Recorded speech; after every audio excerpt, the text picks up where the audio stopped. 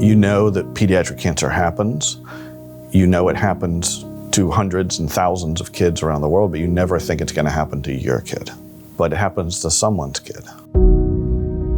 So it was very, very sobering, serious day for us. We'd gone to visit my grandmother in rural Pennsylvania, and Will was running across her yard. All of a sudden he screamed and he fell to the ground, and he had a broken leg.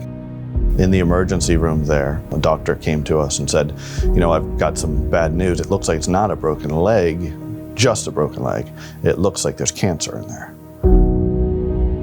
How do we go from this beautiful, perfect May day to in this emergency room and my 7-year-old has cancer? After a long ambulance ride here to Nationwide Children's, we found out that it really was bone cancer, completely out of the clear blue sky. Will had an osteosarcoma of his distal femur, which is a common place that we see these develop, and it's a bone cancer that starts in young kids. So we typically see it during periods where kids are growing rapidly, and then they unfortunately develop a cancerous growth because of that.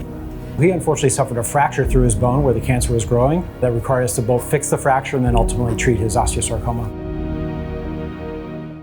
Oh, he's taken out the patella there. He laid out probable track for the next several months. And he said the most important thing here is getting rid of the cancer. And he said after we get rid of the cancer, there were 3 options.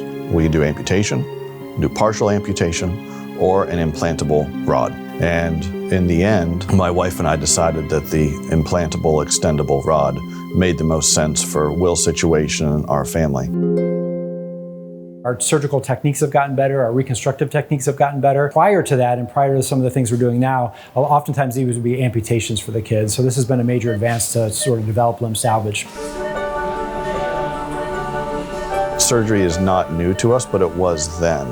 That was only his 2nd surgery. After he'd been through several rounds of chemo, then the oncologists and Dr. Scharschmidt went in to remove the tumor and then also put the extendable rod into his leg.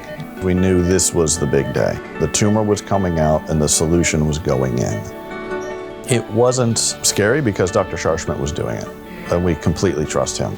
Limb salvage is when we're removing these bone cancers, we have to often do a very extensive resection to remove the tumor. And limb salvage means we're able to reconstruct that in a variety of different ways in order to salvage the limb, salvage the foot and ankle for the patient so they can leave it as normal as a life as possible.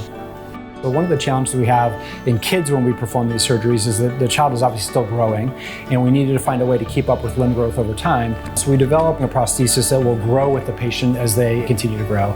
Will's now, I think, about 7 or 8 years out from his first surgery, and we've been able to keep up with his skeletal growth. He's leading a very normal life at this point.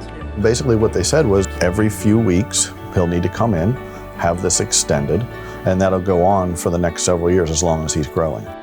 They said there were 2 options, to have the amputation and then prosthetic, or just to take out the bone and put this expandable metal rod in, and my parents chose the metal rod. So I thought it was kind of cool, I guess, that I'd be a little bionic. I just never really thought about what I couldn't do.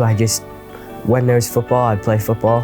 When there's soccer, I'd play soccer. I might not be as fast, but I still enjoy it. Finding the positive things that you can still experience even though you might be a little bit different.